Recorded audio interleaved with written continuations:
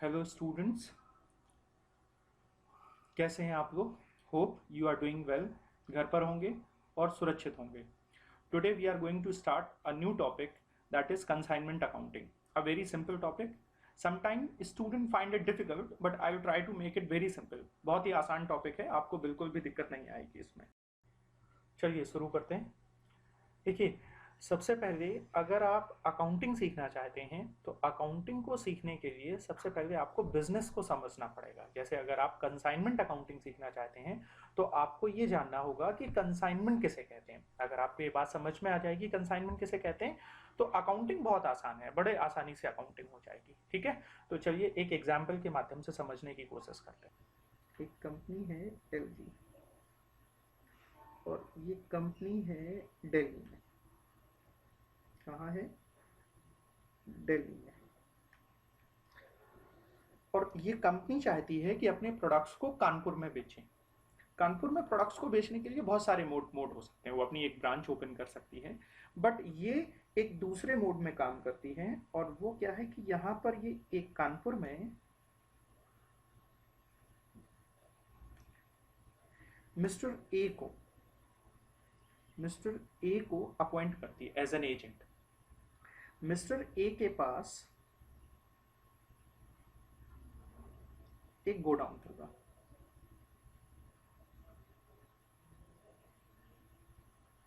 और LG mister A को goods भेजेगी।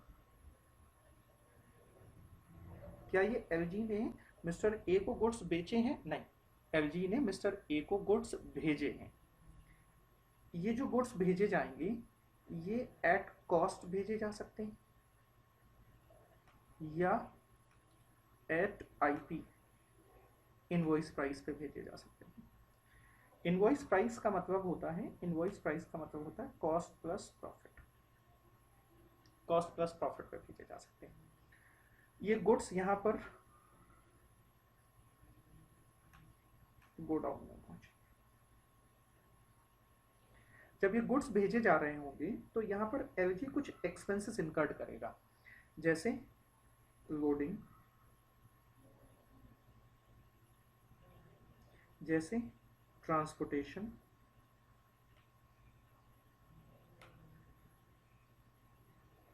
जैसे ट्रांजिट इंश्योरेंस।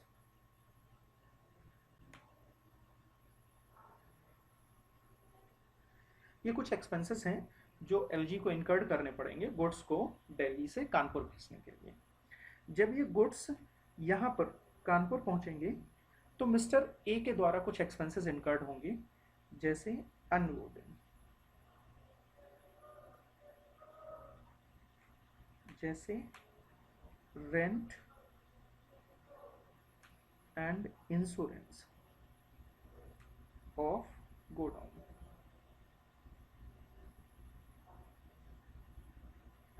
ये कुछ एक्सपेंसेस मिस्टर ए के द्वारा इनकर्ड होंगे। ये जो एक्सपेंसेस हैं ये एक्सपेंसेस एलजी के हैं, बट एलजी के बिहाफ से मिस्टर ए इनकर्ड कर रहा है। ये गुड्स गोडाउन में जब रिसीव हो जाएंगे तो मिस्टर ए इनकी सेल करेगा। ये जो सेल है ये कैश में हो सकती है या क्रेडिट में हो सकती है।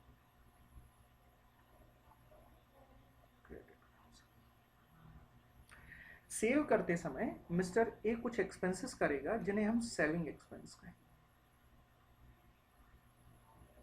और यहां पर गुड्स को रिसीव करते समय कुछ एक्सपेंसेस किए हुए थे, गोडाउन से रिलेटेड कुछ एक्सपेंसेस किए थे, इन्हें कहते हैं हम non selling expense.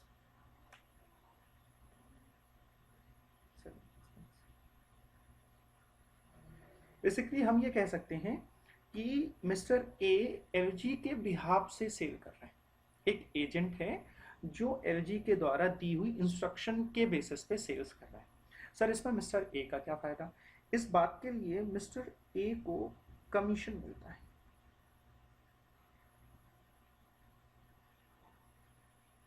Mister A को कमीशन मिलता है। देन फिर क्या होगा, सेल करेंगे, अपना खर्चा खर्चा इनकर्ड कर रहा है मिस्टर ए, तो सेल प्रोसीड जो आएगी, उस सेल प्रोसीड से मिस्टर ए अपने खर्चे डिडक्ट कर लेगा, अपना कमीशन डिडक्ट कर लेगा, और बाद में जो फाइनल अमाउंट होगा और एक डिटेल के साथ, उस फाइनल अमाउंट को एक डिटेल के साथ ये भेजेगा एलजी को। इस डिटेल में क्या क्या होगा वो बताएगा, मिस्टर ए बताएगा कि सेल कितनी हुई है,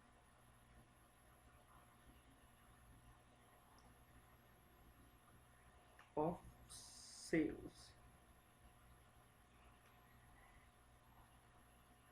मेड बाय ए ने सेल कितनी करी है। Expenses incurred by A, expenses incurred by A ने खर्चे कितने किए हैं, कमीशन अर्न, ए का कमीशन कितना बना हुआ है, और साथ ही साथ में इस मिस्टर ए यहां पर देखिए कुछ गुड्स बिक गए होंगे और कुछ गुड्स आपके बचे होंगे यहां स्टॉक में। तो कितने गुड्स बचे हुए, कितनी वैल्यू के, ये डिटेल भी देनी पड़ेगी, जिसे हम कहेंगे closing inventory. Mister A LG को बताएगा कि अभी मेरे पास इतनी इन्वेंट्री पड़ी हुई है शुरुआत में। अच्छा, एक चीज और समझिए, जब एलजी मिस्टर ए को एजेंट के रूप में अपॉइंट कर रहा था, उस समय मिस्टर ए को कुछ एडवांस देना होता है। भाई क्यों देना होता है एडवांस, आप जरूर समझेंगे कि जब एलजी मिस्टर ए को गुड्स भेज रहा है तो उसके बदले में मिस्टर ए से कुछ एडवांस ले लेता है, सिक्योरिटी मनी के रूप में ले लेता है। ठीक है, तो बाद में क्या करता है कि उस एडवांस से, एडवांस पहले से वो पे कर चुका है, सेल हुई, तो मिस्टर ए करेगा क्या कि अपने एडवांस का पैसा, अपना कमीशन, अपना खर्चा सारा डिडक्ट करने के बाद जो बैलेंस बचेगा वो बैलेंस किसको रेमिट कर देगा, एलजी को रेमिट कर देगा। तो एडवांस एडजस्टेड बताएगा वो हिसाब, इतना हमने एडवांस एडजस्ट कर लिया है। एंड फाइनली बैलेंस रेमिटेड,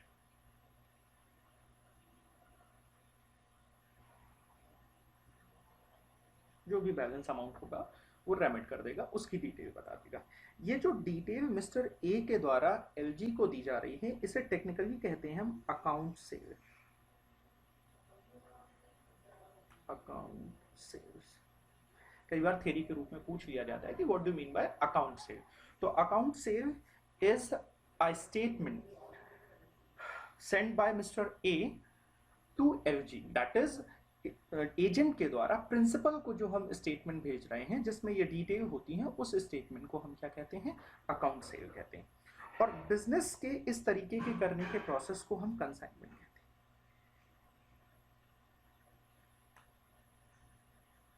ये कंसाइनमेंट कहलाता है। और यहां पर मिस्टर एलजी को, जो कि प्रिंसिपल था इस पूरे प्रोसेस में, एलजी को हम टेक्निकली कंसाइनर कहते हैं।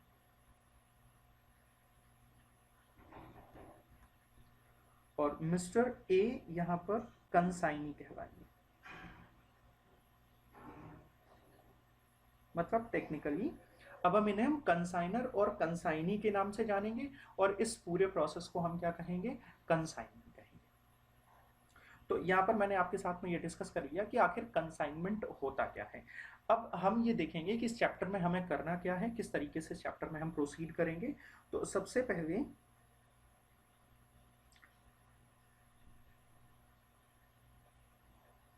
मैं अपना ऑब्जेक्टिव लिखता हूँ कि हमें यहाँ पर करना क्या है।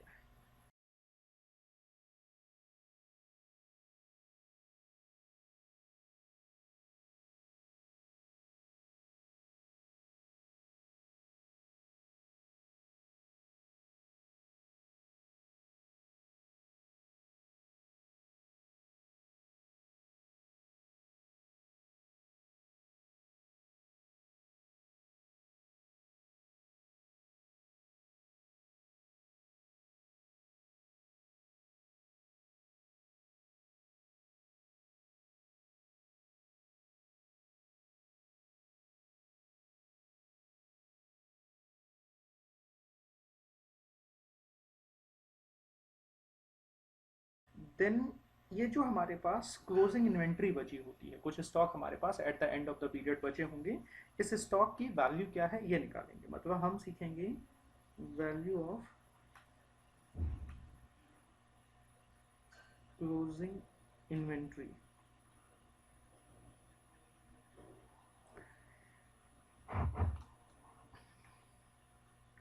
And then preparation of consignment account.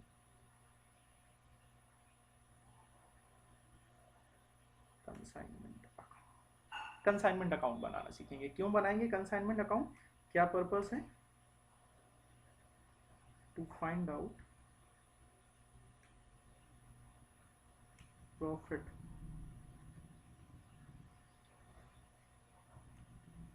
On consignment.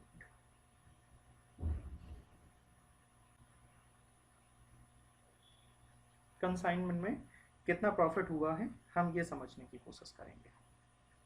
Then अगली बात होगी, अगली बात हम जानेंगे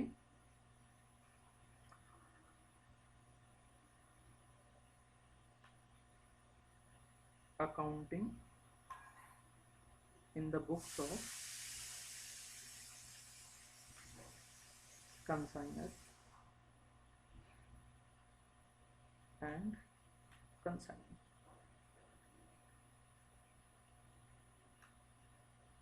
कंसाइनर और कंसाइनी की किताबें किस तरीके से बनाएंगे ये बातें सीखेंगे।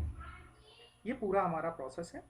आप चाहें तो इसको नोट डाउन कर लें, पूरा डायग्राम अच्छे से बना लें। अगर ये डायग्राम हमें अच्छे से समझ में आ जाएगा तो आगे किसी भी प्रोसेस में हमें कोई दिक्कत नहीं आएगी।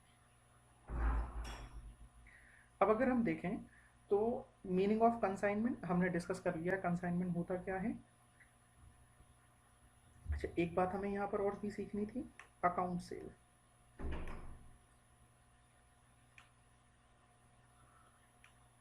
अकाउंट सेल्स क्या होती है, तो हमने ये भी डिस्कस कर लिया है कि अकाउंट सेल क्या होती है बेसिकली।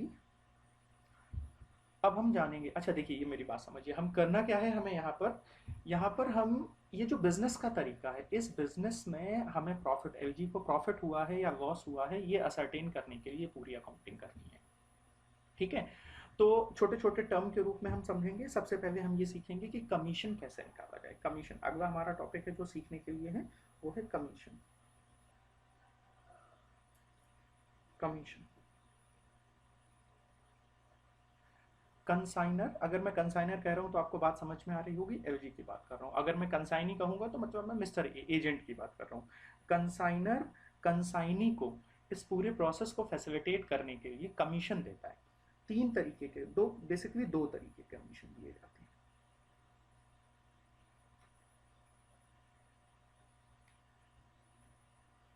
एक दिया जाता है ऑर्डिनरी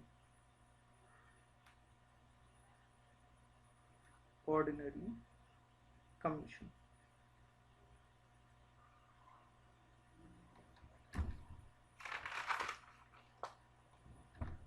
और दूसरा दिया जाता है स्पेशल कमीशन।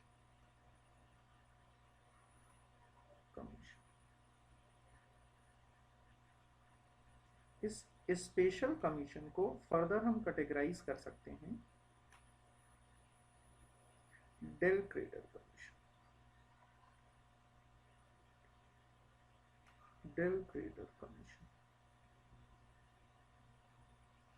और ओवरराइडिंग कमीशन।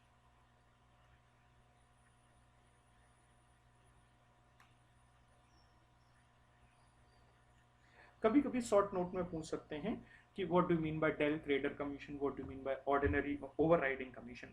ऑर्डिनरी कमीशन का मतलब कि सिंपल कमीशन, बेसिक कमीशन जिसे हम कह सकते हैं, नॉर्मल कमीशन कह सकते हैं।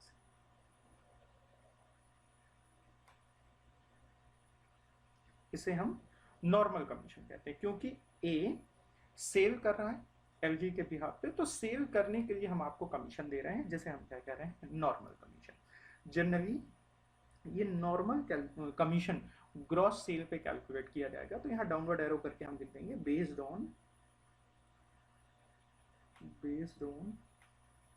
Fixed percentage of the gross cell,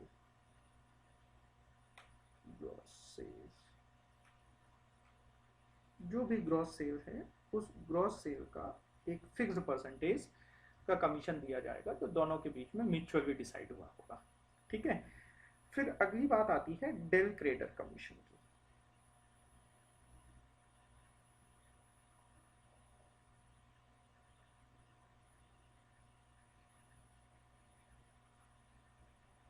अगली बात आती है डेल क्रेडर कमीशन। अब देखिए होता क्या है, बिजनेस में प्रॉब्लम क्या होती है, मुझे एक बात बताइए।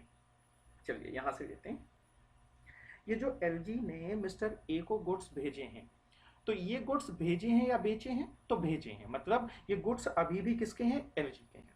ये जो सेल करी है मिस्टर ए ने, ये सेल किसकी मानी जाएगी, ये एलजी की सेल है या मिस्टर ए की, तो ये सेल किसकी मानी जाएगी, एलजी की सेल मानी जाएगी। तो अगर सेल क्रेडिट सेल हुई है तो इसका मतलब क्या होगा कि डेटर बनेंगे, और वो डेटर किसके होंगे, एलजी के डेटर होंगे, मिस्टर ए के डेटर नहीं होंगे। अब मेरी बात, एक प्रॉब्लम इसमें अराइज होती है, मेरी बात समझने की कोशिश करिएगा। एक प्रॉब्लम क्या अराइज होगी कि अगर डेटर बनेंगे और वो डेटर अगर एलजी के होंगे, तो ए उन डेटर से रिकवरी करने में अपना कोई ज्यादा इंटरेस्ट नहीं दिखाएगा, जिससे कल के दिन अगर बैड डेट भी हो जाएंगे तो वो बैड डेट किसके बैड डेट होंगे, एलजी के बैड डेट होंगे। ए का कोई इंटरेस्ट उससे फर्क नहीं पड़ेगा, मतलब ए से रिकवरी, डेटर का पैसा मिले या ना मिले, इस बात से ए को फर्क नहीं पड़ेगा। क्यों, अगर पैसा नहीं मिलेगा तो बैड डेट होंगे, तो वो बैड डेट किसके होंगे, एलजी के बैड डेट होंगे, ए से कोई लेना देना नहीं। तो इस प्रॉब्लम, एक प्रकार से ये सिचुएशन प्रॉब्लमैटिक सिचुएशन है एलजी के लिए, कि उनके बैड डेट के, उनके डेटर की रिकवरी नहीं हो पाएगी प्रॉपर तरीके से। तो इसके लिए एलजी करता क्या है, एलजी मिस्टर ए को एक एक्स्ट्रा कमीशन देता है, एक एडिशनल स्पेशल नेचर का कमीशन देता है, जिसे कहते हैं हम डेल क्रेडर कमीशन। और ये कमीशन देने से होगा क्या कि अब बैड डेट के लिए मिस्टर ए रिस्पॉन्सिबल हो जाएंगे, मतलब अगर कल के दिन कोई बैड डेट हो जाता है तो वो बैड डेट ए का बैड डेट माना जाएगा, एलजी का बैड डेट नहीं माना जाएगा। तो इसे हम क्या लिखें, किस बात के लिए दिया जा रहा है, to fix up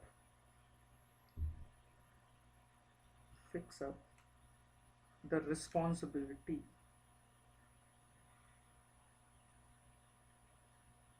to fix up the responsibility to fix up the responsibility of bad debt। Bad debt की रिस्पॉन्सिबिलिटी फिक्स कर रहे हैं किस पे, on consignee, on consignee.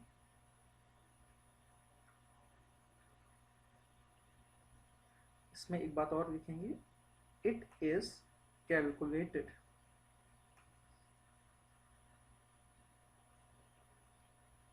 On total sale. कई बार एक डाउट अराइज होता है, क्वेश्चन कहेगा कि कंसाइनर कंसाइनी को डेल क्रेडर कमीशन दे रहा है, और कंसाइनी ने कुछ क्रेडिट सेल करी होगी, और डेल क्रेडर कमीशन का एक रेट दे देगा। तो एक डाउट अराइज होता है कि हमें जो डेल क्रेडर कमीशन कैलकुलेट करना है वो क्रेडिट सेल पे कैलकुलेट करें या टोटल पे करें। तो इसके केस में अगर क्वेश्चन साइलेंट है, कुछ भी नहीं कह रहा है क्वेश्चन, तो हम कैलकुलेट करेंगे टोटल सेल पे, डेल क्रेडर कमीशन कैलकुलेट किया जाएगा टोटल सेल पे। बट अगर क्वेश्चन ने स्पेसिफिकली मेंशन किया है कि जो डेल क्रेडर कमीशन है वो केवल और केवल क्रेडिट सेल पे कैलकुलेट किया जाएगा, तो फिर हम क्रेडिट सेल पे कैलकुलेट करेंगे। तो क्या लिख देंगे हम, it is calculated on total sale unless otherwise given. अगर कुछ और नहीं दिया गया है, बेसिकली अगर क्वेश्चन ने ये नहीं कहा हुआ है कि ये हम क्रेडिट सेल पे कैलकुलेट करेंगे, देन ओवरराइडिंग कमीशन। अब समझिए ओवरराइडिंग कमीशन की क्या जरूरत पड़ी। कई बार क्या होता है कि जो कंसाइनर है वो एक मिनिमम प्राइस फिक्स कर देता है कि इतने में तो कम से कम गुड्स बेचा जाना चाहिए, बट मार्केट में गुड्स उससे भी महंगा बेचा जा सकता है। तो जो कंसाइनी होता है वो गुड्स को महंगे बेचने में अपना इंटरेस्ट नहीं दिखाता है ज्यादा, क्योंकि अगर वो महंगा बेचेगा, आपने इकोनॉमिक्स में आप पढ़ेंगे कि अगर प्राइस बढ़ जाएंगे तो डिमांड कम हो जाएगी, तो अगर डिमांड कम हो जाएगी तो उससे कंसाइनी के जो कमीशन होता है उसका लॉस होता है, तो वो महंगे बेचने में अपना इंटरेस्ट नहीं दिखाता है। तो इस प्रॉब्लम को दूर करने के लिए कई बार कि जो कंसाइनी है वो गुड्स को महंगे बेचने की कोशिश करे, तो एक डेल ओवर राइडिंग कमीशन दिया जाता है। क्या दिया जाता है? Over riding. ओवर, जैसा कि नाम से ही क्लियर हो रहा है कि अगर आप एक फिक्स प्राइस से ऊपर अगर आप सेल करोगे तो हम आपको एक एक्स्ट्रा कमीशन देंगे, और ये कमीशन नॉर्मल से हायर रेट पे होता है। इसे हम कहेंगे, इसको किस तरीके से हम लिखें? एक्स्ट्रा कमीशन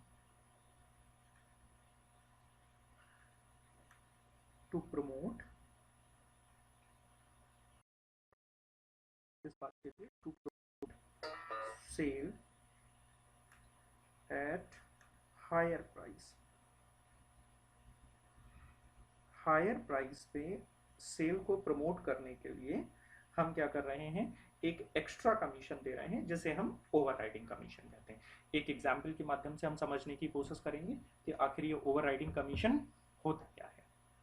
चलिए, एग्जाम्पल गिवन है, देखिए एग्जाम्पल क्या कह रहा है? Mister X sends goods costing ₹1 lakh. जो गुड्स भेजे हैं उनकी कॉस्ट कितनी है? 1 lakh, to buy at cost plus 20%। मतलब जो गुड्स भेजे हैं, अभी हमने शुरुआत में देखा था कि जो गुड्स भेजे जाएंगे वो किस पे? कॉस्ट पे भेजे जा सकते थे, और किस पे भेजे जा सकते थे? आईपी। आईपी का मतलब कॉस्ट प्लस प्रॉफिट। तो यहाँ पर इस क्वेश्चन में हमने जो गुड्स भेजे हैं वो किस पे भेजे हुए हैं? कॉस्ट प्लस 20%, मतलब आईपी पे भेजे हुए हैं। देखिए, क्वेश्चन को सॉल्व करने का प्रोसेस क्या होगा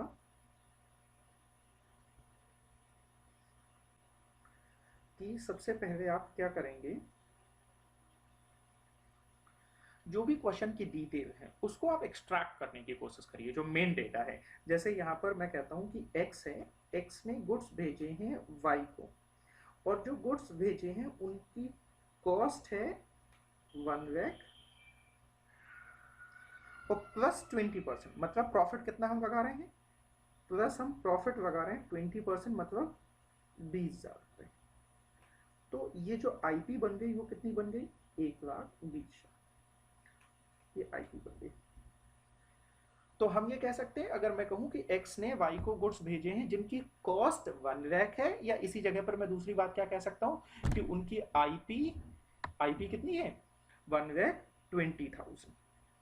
आगे देखते हैं, ये जो गुड्स भेजे 3/4 of the goods, Y sold 3/4 of the goods for ₹1 lakh. ये जो भी गुड्स आए थे, इन गुड्स में से वाई ने सेल कर दिए। कितने सेल किए? 3/4। और 3/4 कितने के सेल किए? ₹1 लाख। 1 लाख की कॉस्ट के गुड्स भेजे थे, जिसमें 20,000 रुपए प्रॉफिट लगाया था नोशनल आईपी प्रॉफिट के रूप में, और जिसकी आईपी हो गई थी 1,20,000। 3/4 गुड्स बेचे गए हैं। कितने के बेचे गए हैं? 1 लाख के। कह रहे हैं वाई इज एंटाइटल्ड, यहां से हमें बहुत गौर से पढ़ना होगा। Y is entitled for commission as follows. कैसे? A, normal commission at the rate of 5%। हमें कमीशन निकालना है यहां पर।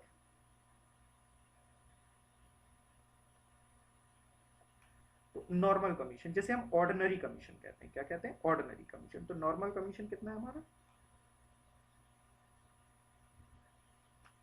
कह रहा है 5%। नॉर्मल कमीशन बेटा हमने देखा है किस पे कैलकुलेट किया जाएगा? सेल पे, जो टोटल हमारी सेल है। तो नॉर्मल कमीशन है 5% किसका? 1 लाख का। तो ये कितना आ गया? 5,000। फिर कह रहा है 20% of any surplus above IP. अब देखिएगा, मेरी बात समझिएगा, ये जो आईपी 1,20,000 है, ये आईपी टोटल गुड्स की है, लेकिन हमने बेचे कितने हैं? 3/4। तो अगर मैं कहूं इस कमीशन का नाम क्या है? इसे हम कहते हैं ओवरराइडिंग। क्या कहते हैं? ओवरराइडिंग।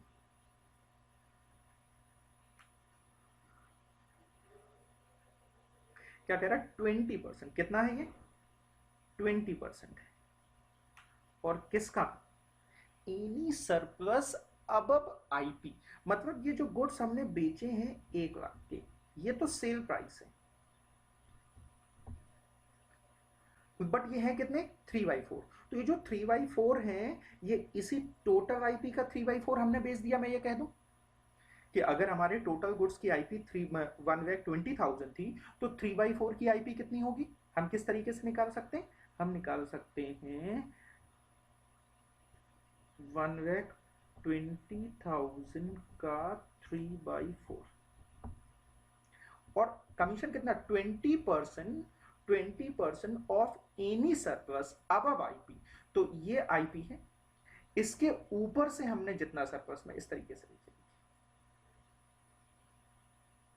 हमारी सेल हुई है 1 लाख और ये जितनी ज्यादा होगी आईपी से, आईपी हमारा है 1,20,000 का 3/4। देखो बेटा हमें आईपी जो लेना है ना वो टोटल नहीं लेना है, वो उन्हीं गुड्स का लेना है जो गुड्स हमने बेचे हैं। तो हमने बेचे कितने 3/4, अगर हमने 3/4 बेचे हैं तो 1,20,000 का हम क्या कर दें 3/4 कर दें और वो जो एक अमाउंट आ जाएगा, कितना अमाउंट आ जाएगा, ये अप्रोक्स 90,000। मतलब ये कहने का कि 20% 90,000 आईपी हो गया, जो गुड्स हमने बेचे उनका आईपी हो गया 90,000। इस 90,000 से जितना ऊपर बेचोगे उस ऊपर वाले पे हम एक एक्स्ट्रा कमीशन देंगे जो कि नॉर्मल जो 5% था ना उससे ज्यादा होगा। मतलब कितने परसेंट से 20% से। ऐसा करके क्या करेगा, ऐसा करके जो कंसाइनी है वो भी अब कोशिश करेगा कि वो गुड्स को आईपी से ऊपर बेचे। देखिए यहां पर इन्होंने एक्स ने आईपी तो फिक्स कर दी थी भाई, कम से कम आप इतने में बेचना, इससे अगर आप ऊपर बेचोगे, अगर यहीं तक बेचोगे तो हम 5% कमीशन देंगे आपको केवल, और अगर इससे ऊपर बेचोगे तो जितना ऊपर बेचोगे, समझिएगा टोटल पे 20% नहीं, जितना आईपी से ऊपर बेचोगे उसका 20%। तो हमने 1 लाख का बेचा है और इस 1 लाख की आईपी कितनी थी 90,000, तो जो 10,000 हमने ज्यादा का बेचा हुआ है उस 10,000 का 20%। तो ये 10,000 का 20% कितना आ गया, ये 10,000 का 20% कितना आ जाएगा 2,000 रुपए। अब हम इसे और इसे टोटल कर दें तो ये कितना आ गया 7,000। ये हमारा टोटल कमीशन है। यहां पर हमने 2 कमीशन की बात कर ली, एक नॉर्मल की ऑर्डिनरी कमीशन और ओवरराइडिंग। डेल क्रेडर में कुछ नहीं है, नॉर्मल की तरह ही कैलकुलेट किया जाता है। बस ध्यान क्या रखना है कि अगर क्वेश्चन ने कुछ नहीं कहा हो तो हम इसे ग्रॉस सेल पे कैलकुलेट करेंगे, और अगर क्वेश्चन कहे कि इसे क्रेडिट पे केवल कैलकुलेट करना है तो क्रेडिट पे कैलकुलेट करेंगे। बस इसमें इतनी सी बात है कि अगर डेल क्रेडर कमीशन दिया जा रहा होगा तो जो बैड डेट की जो रिस्पॉन्सिबिलिटी होगी वो किसकी हो जाएगी, कंसाइन। ठीक है, इतनी बात समझ में आ गई हो, ये कमीशन का मतलब आपको समझ में आ गया। अगर आपको कमीशन वाली बात समझ में आ गई है तो फिर हम आगे बढ़ते हैं।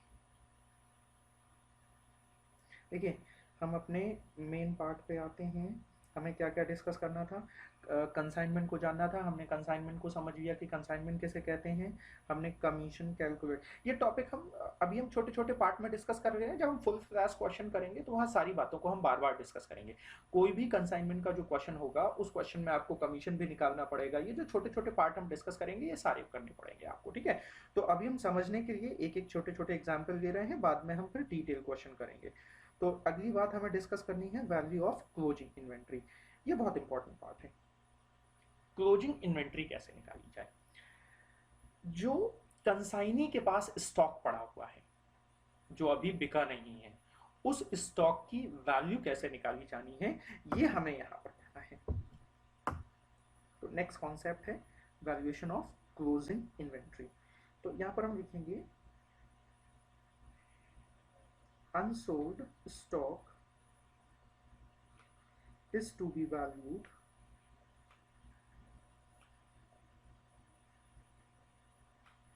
at, किस पे वैल्यू करते हैं, कॉस्ट, वो इन्वेंट्री जो पड़ी हुई है उसकी कॉस्ट क्या है, और एनआरवी, एनआरवी का मतलब समझते हैं आप, नेट रियलाइजेबल वैल्यू, मतलब नेट रियलाइजेबल वैल्यू, मतलब आज के दिन ही अगर इनको बेचा जाए तो ये कितने में बिक जाएंगे। देखिए कॉस्ट हमने खरीदा, हमारी लागत कितनी है, और एनआरवी का मतलब अगर आज हम इन्हें बेचे तो हमारी क्या रिकवरी हो जाएगी, वो आपकी क्या कहलाएगी, एनआरवी कहलाएगी। तो हमें देखना होता है कॉस्ट और NRV which ever is less, which ever is less. मतलब हम कॉस्ट भी देखेंगे और कॉस्ट देखने के बाद हम एनआरवी भी देखेंगे। एनआरवी हमें मार्केट से मिल जाएगी और दोनों में जो वैल्यू कम होगी उस वैल्यू को हम वैल्यू ऑफ क्लोजिंग इन्वेंट्री मानेंगे। अगर कॉस्ट कम होगी तो कॉस्ट हमारी क्लोजिंग इन्वेंट्री की वैल्यू मानी जाएगी और अगर एनआरवी कम होगी तो एनआरवी हमारी क्लोजिंग इन्वेंट्री की वैल्यू मानी जाएगी। ये जो बात कही गई है ये कही गई है as per accounting standard 2 as है हमारे, जो कि हमें अकाउंटिंग से रिलेटेड कुछ इश्यूज हैं उनको सिखाते हैं कैसे उनका ट्रीटमेंट होना चाहिए। तो AS2 इन्वेंट्री वैल्यूएशन का है। तो AS2 कहता है कि हमारी जो इन्वेंट्री का वैल्यूएशन होना चाहिए वो होना चाहिए कॉस्ट और NRV which ever is less. अगर हम एनआरवी की बात करें ये मार्केट से मिल जाएगी। यहाँ पर हम इसकी वर्किंग करने के लिए हमारे हमारे हमारे केस में क्वेश्चन में गिवन होगी। हमें अगर यहाँ पर कुछ सीखना है तो ये सीखना है कि जो इन्वेंट्री हमारी कंसाइनी के पास पड़ी है, कंसाइनी के गोडाउन में पड़ी है, उसकी वैल्यू क्या होनी चाहिए, ये हमें निकालना सीखना है। देखिए जरा,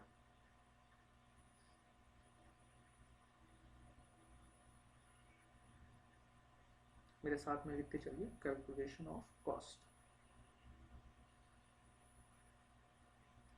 तो किस तरीके से निकालेंगे, cost of goods in godown.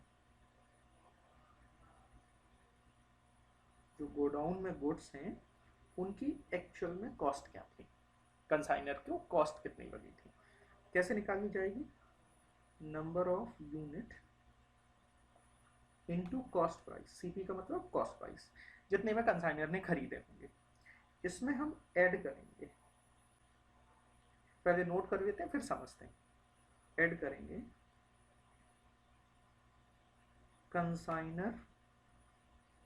Consignors non selling expenses,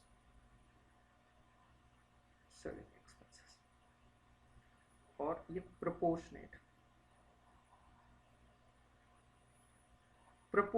basis पे। क्या मतलब है प्रोपोर्शनेट बेसिस का, हम जानेंगे, डोंट वरी। देन इसमें हम ऐड करेंगे consignee's.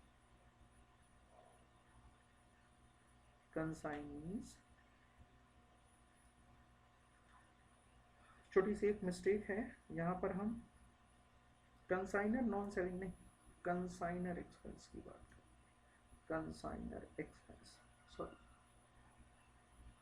Consignee's non selling expense, selling expense, consignees non selling expense. और ये जो कंसाइनीज नॉन सेलिंग एक्सपेंस होंगे एक्सक्लूडिंग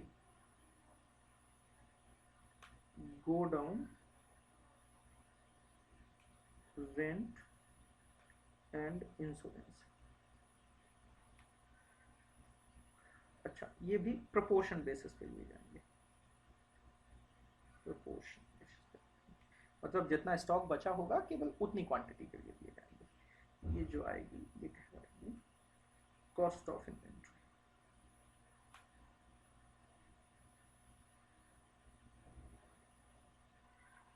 ऐसे समझने की कोशिश करिए। आइए जरा अपनी मेन टेबल पे आते हैं। अगर ये बात आपको अच्छे से समझ में आ गई है तो फिर कोई दिक्कत ही नहीं है। देखिए, एलजी ने कुछ गुड्स भेजे थे मिस्टर ए को। जब ये गुड्स एलजी भेज रहा होगा तो उन गुड्स की कुछ ना कुछ कॉस्ट होगी, ठीक है। और उसके बाद एलजी ने लोडिंग के खर्चे किए, ट्रांसपोर्टेशन के खर्चे किए, ट्रांजिट कंसाइनर ने खर्चे किए। तो अगर इसने 1000 गुड्स भेजे थे और इन्वेंट्री में 200 गुड्स बचे हुए, 800 बिक गए, तो जब हम इन्वेंट्री का वैल्यूएशन कर रहे होंगे तो उसमें ये जो खर्चे हुए होंगे, लोडिंग अनलोडिंग, लोडिंग के, ट्रांसपोर्टेशन के, ट्रांजिट इंश्योरेंस के, ये पूरे 1000 के लिए नहीं लिए जाएंगे, ये 200 के लिए लिए जाएंगे, प्रोपोर्शनेट लिए जाएंगे।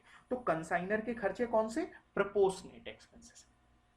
सेम इसी तरीके से जब पूरे 1000 गुड्स यहाँ पर गोडाउन में रिसीव हुए होंगे मिस्टर ए के यहाँ पर, तो मिस्टर ए ने खर्चे किया। मिस्टर ए के खर्चे में देखिए इंपॉर्टेंट बात है, जो कंसाइनी के एक्सपेंसेस हैं उनमें इंपॉर्टेंट बात है, ये बात इंपॉर्टेंट है, ये जो बात है जो कंसाइनी के एक्सपेंसेस से रिलेटेड बात है ये इंपॉर्टेंट है, ठीक है। और इसको मैं यहाँ पर समझता हूँ, कंसाइनी एक्सपेंस, यहाँ पर मिस्टेक होती है। कंसाइनी के जो एक्सपेंस हैं वो दो तरीके के हैं, एक है नॉन सेलिंग, सेलिंग एक्सपेंस और एक है सेलिंग। देखिए कुछ भी रटना नहीं, आप समझिए आपका ऑब्जेक्टिव क्या है, करना क्या चाहते हो आप। जो इन्वेंट्री में स्टॉक बचा हुआ है, गुड्स बचे हुए हैं, उनकी कॉस्ट निकालनी। तो ये जो सेलिंग एक्सपेंसेस होता है ये किन पे इनकर्ड होगा, ये कौन से यूनिट्स पे इनकर्ड हो रहा होगा, ये वो यूनिट पे इनकर्ड हो रहा होगा जो बेच दी गई है। मतलब जो स्टॉक में बची हुई है वहां पर तो ये खर्चा इनकर्ड हो ही नहीं रहा होगा, तो इसे तो हम किसी तरीके से कंसीडर नहीं करेंगे। कहने का सिंपल वर्ड में क्या मीनिंग हो, क्या मतलब हो गया कि जो कंसाइनी के नॉन सेलिंग एक्सपेंसेस हैं वो क्लोजिंग स्टॉक के वैल्यूएशन के समय कंसीडर नहीं किए जाएंगे। मैं ये नहीं कह रहा हूं और भी कहीं नहीं कंसीडर किए जाएंगे, बाकी उनका ट्रीटमेंट होगा, हिसाब होगा उनका, लेकिन जब हम इन्वेंट्री वैल्यूएशन कर रहे होंगे तब उन्हें कंसीडर नहीं किया जाएगा। ठीक है। अब जो नॉन सेलिंग एक्सपेंस है इसमें दो तरीके के, एक है अनलोडिंग वाले,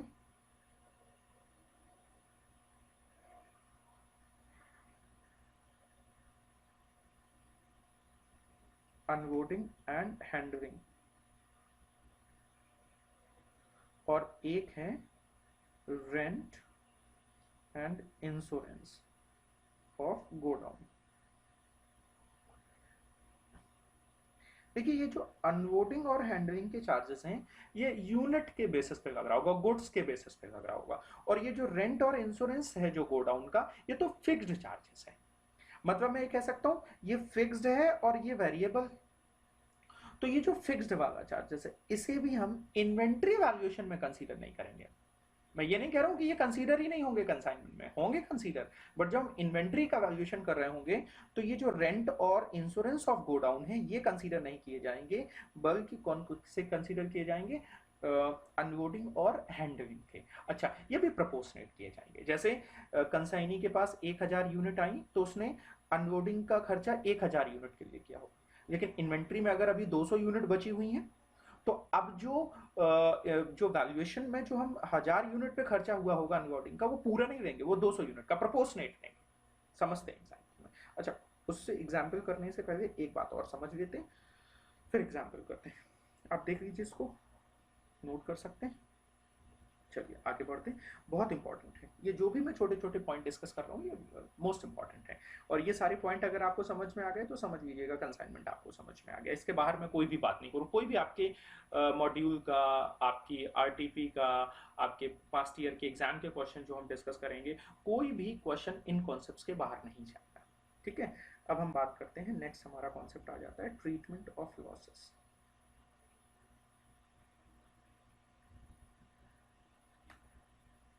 losses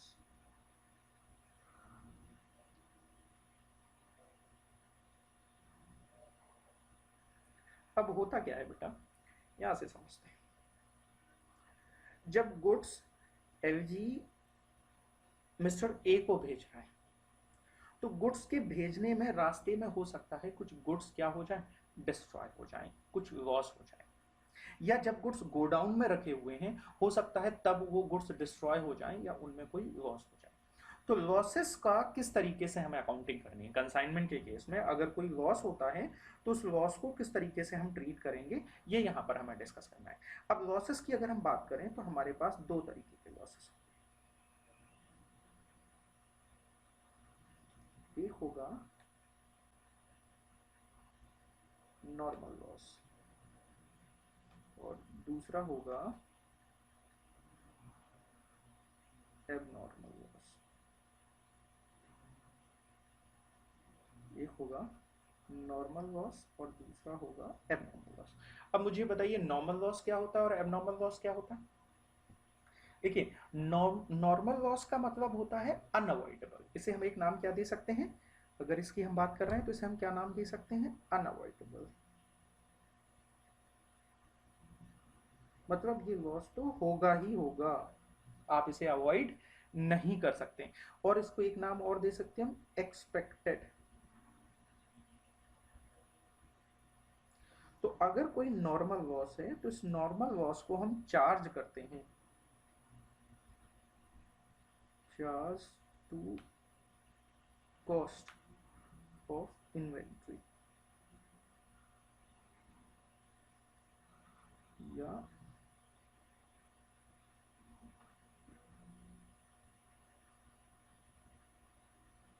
remaining goods, remaining goods का मतलब मेरा ये है कि अगर जैसे मान लीजिए हमने 1000 यूनिट भेजी हैं और रास्ते में 10% नॉर्मल लॉस हो गया, 1000 में से 100 यूनिट डिस्ट्रॉय हो जाएंगी, तो जो टोटल हमारी 100 यूनिट का जो लॉस होगा उसे हम बची हुई 900 यूनिट्स में चार्ज कर लेंगे। मतलब टोटल कॉस्ट को हम, जो टोटल कॉस्ट हमारी 1000 यूनिट की थी उसे हम 900 यूनिट से डिवाइड करके पर यूनिट कॉस्ट को बढ़ा देंगे। मतलब हमने यहाँ पर नॉर्मल लॉस को कहाँ से चार्ज कर लिया, जो हमारी रिमेनिंग यूनिट्स हैं वहां से हमने चार्ज कर लिया, उसके लिए कोई अलग से अकाउंटिंग ट्रीटमेंट करने की जरूरत नहीं होती है, ठीक है। और अगर कोई हमारा एबनॉर्मल लॉस है जो एक्सपेक्टेड नहीं था, अचानक से हो गया, जो अवॉइडेबल है, मतलब इसे हम बचा सकते थे, ठीक है। अच्छा एक बात बताइए मुझे, जो इंश्योरेंस कराया जाएगा वो कौन से लॉस के लिए कराया जाएगा, नॉर्मल के लिए, एबनॉर्मल के लिए? तो आंसर क्या है, एबनॉर्मल के लिए, क्योंकि नॉर्मल लॉस तो होके ही रहेगा, वो इंश्योरेबल है ही नहीं, क्या कराने से फायदा, वो तो होना ही होना है। कौन सी कंपनी नॉर्मल लॉस का इंश्योरेंस करेगी भाई, वो लॉस तो इनकर्ड होना ही है। जो इंश्योरेंस होता है वो किसका होता है, एबनॉर्मल लॉस का। मतलब इसीलिए हम एबनॉर्मल लॉस को क्या कहते हैं, हम अवॉइडेबल कहते हैं, जैसे हम अवॉइड कर सकते हैं। तो अगर कोई एबनॉर्मल लॉस हो जाता है तो इस एबनॉर्मल लॉस को हम चार्ज करते हैं, charge from PL, PL account से चार्ज करते हैं, जो हमारे कंपनी का journal profit and loss account है वहां से चार्ज करेंगे। एंट्री क्या होगी, एंट्री देखें, एंट्री क्या होगी, पीएल अकाउंट डेबिट। देखिए समझने की कोशिश करिएगा, पीएल अकाउंट डेबिट। देखिए मान लीजिए हमारा 1000 रुपए का लॉस हुआ, एबनॉर्मल नेचर का है, हमने इंश्योरेंस अगर कराया हुआ है और इंश्योरेंस कंपनी 600 रुपए दे रही है, वो हमारा क्लेम कितना एडमिट कर रही है, 600 रुपीज। लॉस हुआ है हमारा 1000 का, इंश्योरेंस कंपनी क्लेम एडमिट कर रही है 600 का, तो मतलब मेरा नेट लॉस एग्जैक्टली कितना हुआ, 400। तो जो मेरा 400 का लॉस हुआ है वो यहाँ पीएल में आएगा, और जितना इंश्योरेंस कंपनी ने एडमिट कर लिया है उसे हम करेंगे इंश्योरेंस कंपनी अकाउंट डेबिट। अगर मैं अपने एग्जाम्पल की बात करूं तो 400 जो इंश्योरेंस कंपनी ने एडमिट नहीं किया हुआ है, 600 जो इंश्योरेंस कंपनी ने एडमिट किया है, और 2 कंसाइनमेंट। तो टोटल मेरा लॉस कितना हुआ है, 1000। ये मेरी एंट्री हो जानी चाहिए, ये आप नोट कर लीजिए।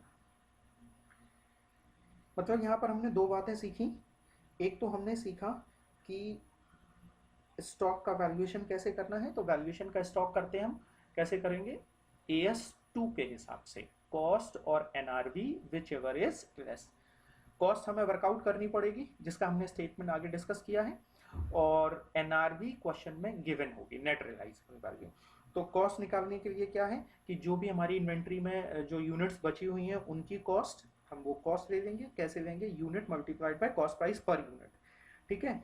देन हम कंसाइनर के एक्सपेंसेस लेंगे और वो प्रोपोर्शनेट लेंगे। प्रोपोर्शनेट का मतलब आपको समझ में आ गया होगा, अभी हम एग्जाम्पल के रूप में और डिस्कस करेंगे। Consignee's non selling expenses, consignee's के हमने केस में डिस्कस किया, कंसाइनी सेलिंग एक्सपेंसेस भी करता है, वो यहाँ पर वैल्यूएशन में कंसीडर नहीं करेंगे। उसके जो नॉन सेलिंग एक्सपेंसेस में से भी जो फिक्स्ड एक्सपेंसेस हैं, जैसे वेयरहाउस का रेंट, जैसे वेयरहाउस का इंश्योरेंस, वो इंक्लूड नहीं किए जाएंगे इन्वेंट्री के वैल्यूएशन में। तो बाकी जो बचे हुए वो इन्वेंट्री के वैल्यूएशन में इंक्लूड किए जाएंगे और प्रोपोर्शनेट बेसिस पे इंक्लूड किए जाएंगे, ठीक है। फिर हमने ट्रीटमेंट ऑफ लॉस की बात कर ली। अब आ जाते हैं, एक एग्जाम्पल करते हैं।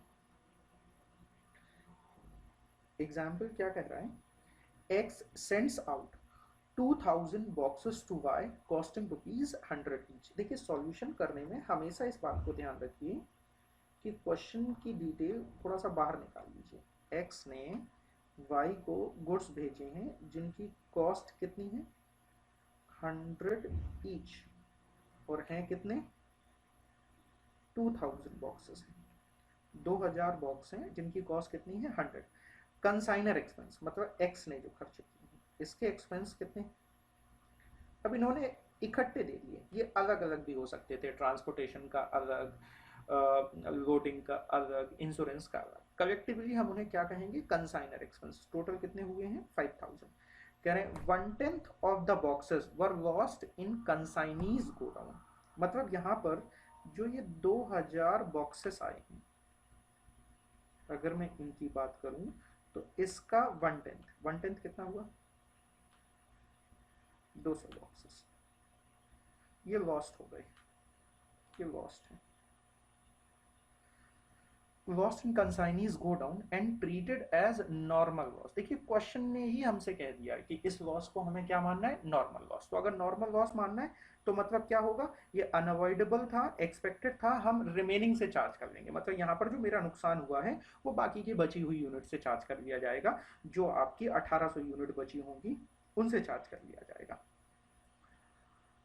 वर्स नेक्स्ट कह रहा है 1200 वर सोल्ड बाय कंसाइनी। अब अगली बात कहते हैं कि कंसाइनी ने 1200 यूनिट बॉक्सेस, ये तो बॉक्सेस लॉस्ट हुए हैं, ये क्या कर दिए, सेल कर दिए,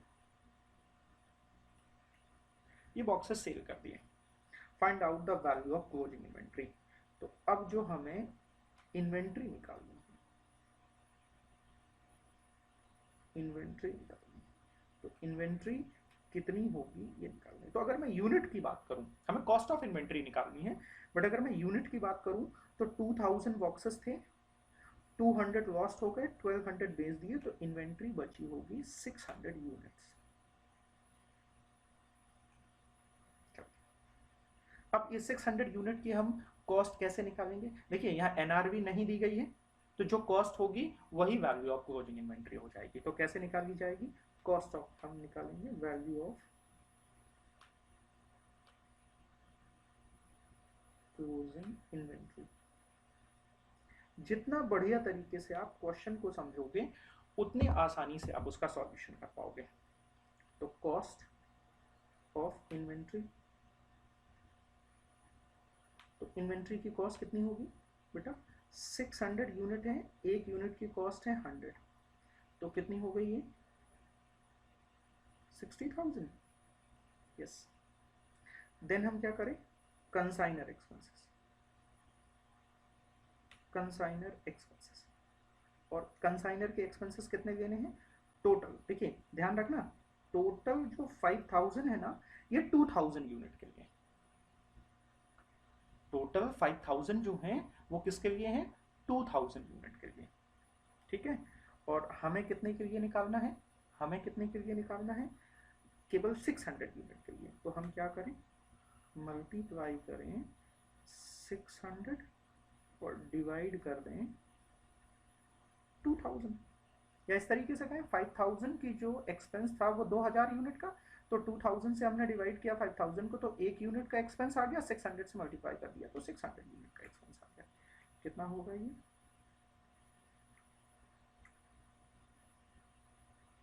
1500।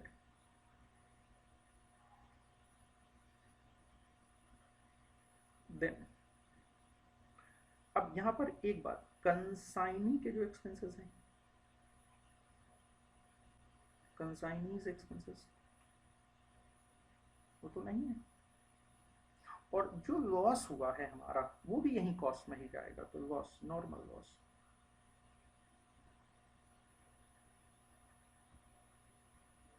तो टोटल अगर हम नॉर्मल लॉस की बात करें तो नॉर्मल लॉस हमारा कितना हुआ, 200 यूनिट, एक यूनिट की कॉस्ट 100 रुपये, और प्लस एक्सपेंसेस का भी तो लॉस हुआ होगा, ये जो कंसाइनर के एक्सपेंसेस हैं, तो वो कितना हो जाएगा, 5000 डिवाइड बाय 2000 और इंटू 200, ये हमारा टोटल लॉस आएगा।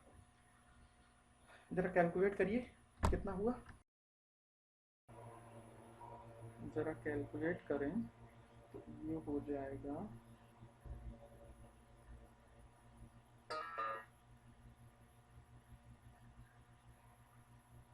500,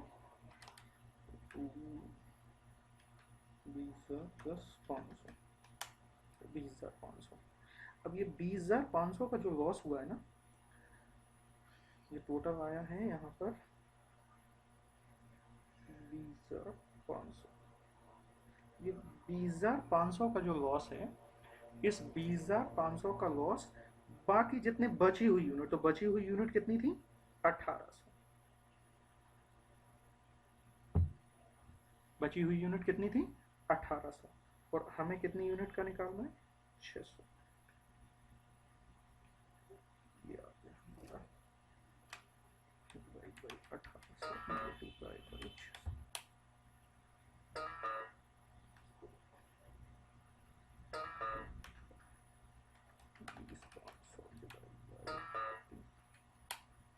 तो ये अप्रॉक्स 6833, ये हमारा एबनॉर्मल लॉस आ गया। टोटल कर दीजिए, प्लस 1500 प्लस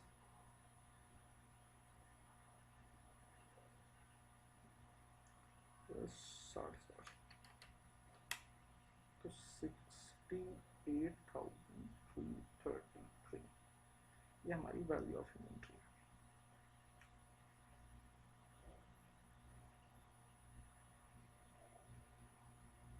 एक तरीका और भी है, इस तरीके से भी आप कर सकते थे। दोनों में से जो इजी लगे आप उस तरीके से कर लीजिए।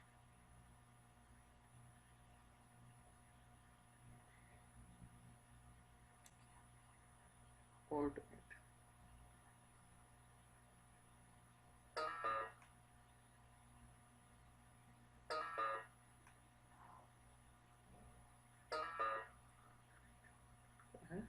ऑल्टरनेटिव मेथड क्या है कि हम टोटल यूनिट्स की कॉस्ट निकालना है। 1800 यूनिट्स हमारे पास बची हुई यूनिट कितनी है?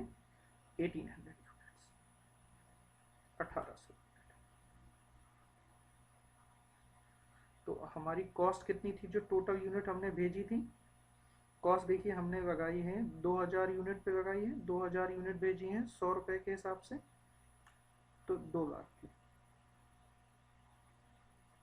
ठीक है, या मैं ये कह सकता था यूनिट्स जो भेजी हैं वो 2000 हैं, लॉस हो गई हैं 200, तो बची कितनी है? 1800। इसके बाद कंसाइनर एक्सपेंसेस, कंसाइनर एक्सपेंसेस कितने के हुए हैं? कंसाइनर एक्सपेंसेस हुए हैं 5000 के। बस, इसके अलावा कोई खर्चे नहीं हुए, कंसाइनी ने कोई खर्चे किए नहीं, तो ये हो गया 2,05,000। ये 2,05,000 की कॉस्ट है हमारी कितनी यूनिट की? 1800 यूनिट की। तो अगर इन्हें हम 1800 से डिवाइड कर दें, डिवाइड करिए जरा, 2,05,000 डिवाइड बाई 1800, तो ये कुछ 113.88 करके आया, पर यूनिट की कॉस्ट आ गई। और हमारी इन्वेंट्री में कितनी यूनिट है? इन्वेंट्री में कितनी यूनिट है हमारी? या मैं इस तरीके से कह दूं 2,05,000 की कॉस्ट है 1800 यूनिट की, और हमें कितने यूनिट की चाहिए? हमें चाहिए 600 यूनिट की।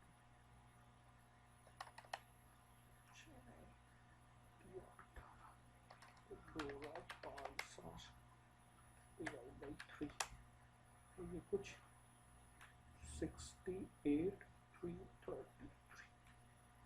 आप दोनों ही मेथड से देखिए, सेम आंसर आया। ठीक है, बात समझ में आती है? चलिए, आज के लिए इतना ही रखेंगे, बाकी सारी बातें हम लोग अगली क्लास में करेंगे। ज़रा आज की क्लास का ओवरव्यू देखते हैं, क्या हमने डिस्कस किया है और नेक्स्ट क्लास में हमें क्या डिस्कस करना है। हमने जाना कंसाइनमेंट कहते किसे हैं, देन हमने अकाउंट सेल का मतलब जाना, हमें डिस्कस करना था कंसाइनमेंट, कमीशन सीख लिया है, इन्वेंट्री सीख ली है। अब हमें कंसाइनमेंट अकाउंट बनाना सीखना है, फिर कंसाइनर की बुक सीखेंगे, कंसाइनी की बुक सीखेंगे, अकाउंट सेल हम डिस्कस कर चुके हैं। तो कॉन्सेप्चुअली अगली क्लास में मुझे हाफ एन आवर के अप्रॉक्स कॉन्सेप्ट में लगेगा, और इसके बाद हम क्वेश्चंस करेंगे और ये टॉपिक हमारा ओवर हो जाएगा। ठीक है, एक डिफ़िकल्ट, बच्चों की निगाहों में एक ये डिफ़िकल्ट टॉपिक होता है, बट हम बड़े आसानी से डिस्कस करेंगे। कल की क्लास में ये चीज़ें आपको और बेटर तरीके से समझ में आएंगी जब हम एग्जाम्पल के रूप में करेंगे। ठीक है, थैंक यू, होप आप लोगों ने एंजॉय की होगी क्लास। चलिए, थैंक यू।